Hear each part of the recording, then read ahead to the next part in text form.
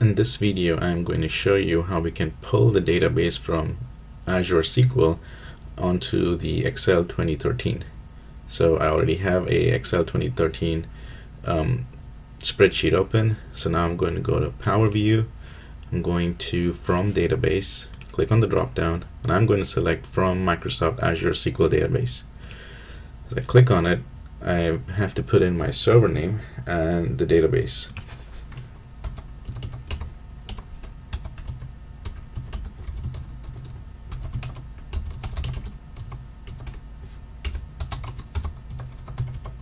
And my database name is AdventureWorks 2012.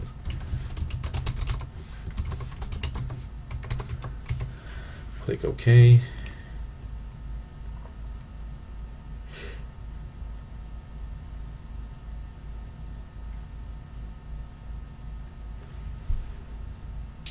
And now that you see the navigator option here, means that your credentials have been successful. It has accessed your database instance, and these are all the tables that you have. As you can see, that just the icons over here show the difference between what's a database and what's a view. So in our instance, I'm going to use the human resources employee. As you can see, the moment I take my mouse on it, it is loading the preview. Depending on your internet speed, this can take some time. Therefore, I'm just going to go ahead and click on Edit. Once you do that, the Query Editor window opens up, and it says this preview is at least 237 hours old. So I'm just going to go ahead and refresh it.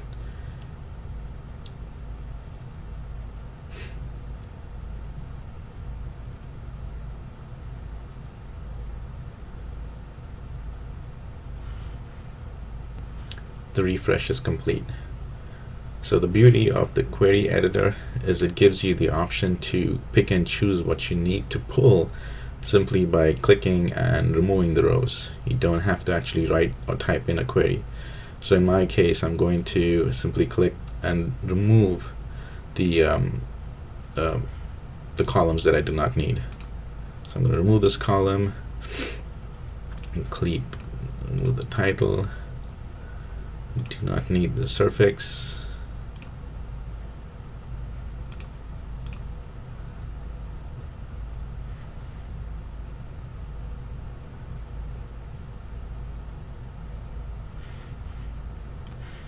I'm going to remove phone number type. Don't need the email address. Don't need the email promotion either. I do need the address line 1, so I'm going to keep that. See, the address line 2 is pretty much empty, so I'm going to remove that. Let's keep the city. Let's keep the state, postal, which is basically the zip code. Country, region, I need that. And let's remove the additional contact info. Alright, so that looks like the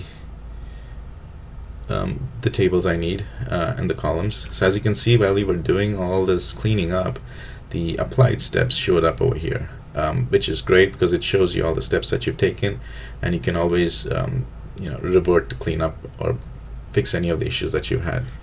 So now I'm going to go ahead and close and load, or you can use close and load too.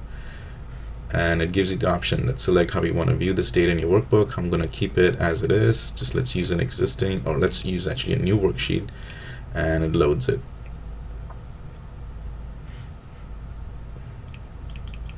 So sheet number 2 is now has all the columns that I actually pull from the database.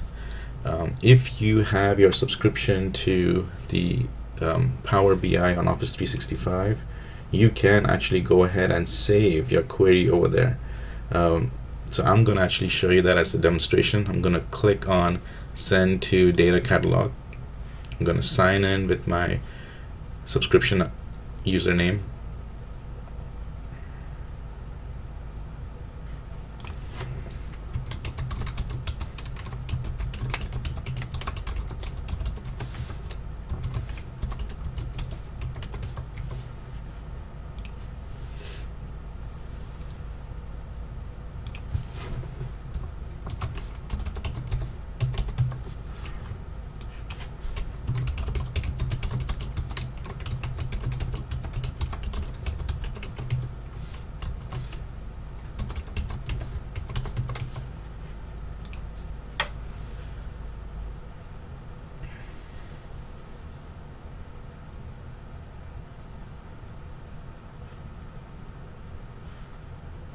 And here it gives you the option to give your query a different name. In this case, I'm just going to call it as employee address.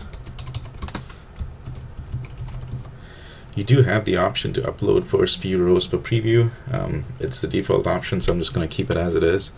And now you can go into sharing and choose who you want to share it with.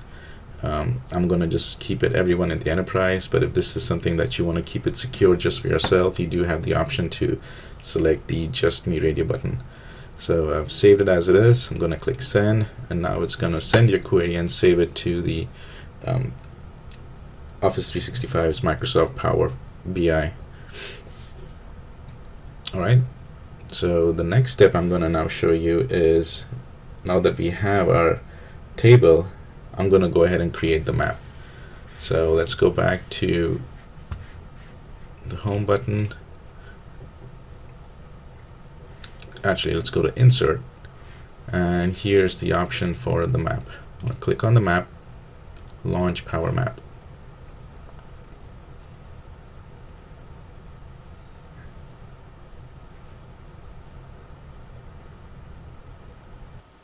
So now we are in the Microsoft Power Map for Excel, and as you can see, the look and feel is a lot like PowerPoint, because you have the options to add scenes, which is similar to adding slides, and then you also have the option to record it as a video.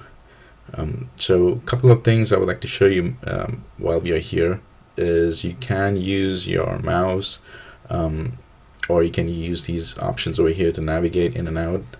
But there's this feature over here on the bottom right, which basically if you click on it, it reverts back to the original looks, which makes it easier. Also, the map, it can only be a Bing map. You don't have any other options. So I'm going to now go ahead and pick the table, the query that we just built. It was in the human resources employee. That's the table that we pulled in, and we did the querying over there.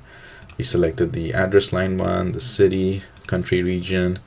Let's also take the postal code, which is the zip code, and the state and province.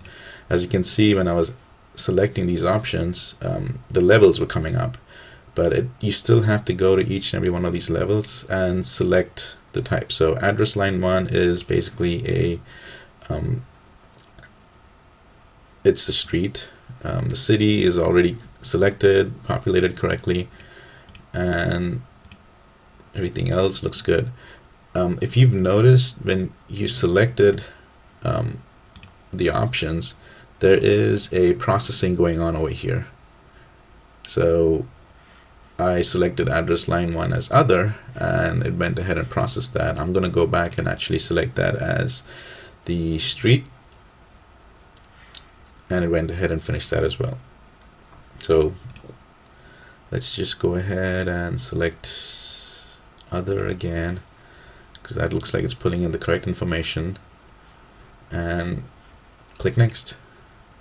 Alright, everything over here is how I need. So for example, you have different options over here as far as the height and the time, so you can actually test them out over here. I don't want the full address, but I would like to see the different cities, so it goes ahead and basically creates a vertical graph over here. You can scroll down in over here and look at that, scroll out, or again you can hit the default button over there. So it does give you plenty of options. You do have the options to add more scenes over here, and you can create a whole video, but I'm not going to cover that in this section. But what we can do is do a quick recap of what we all covered. So first, we were able to go into our Power Query. We went and got connected to our Microsoft Azure SQL database. In the database, we were able to get the human resources via employee table.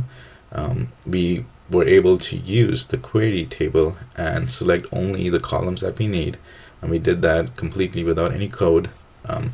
We had the query, we went ahead and saved our query in the Power BI's catalog and made it available for the entire enterprise.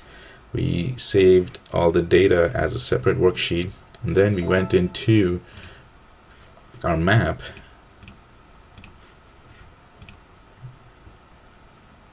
and was able to actually create our scene. So that's all the topic which is covered over here.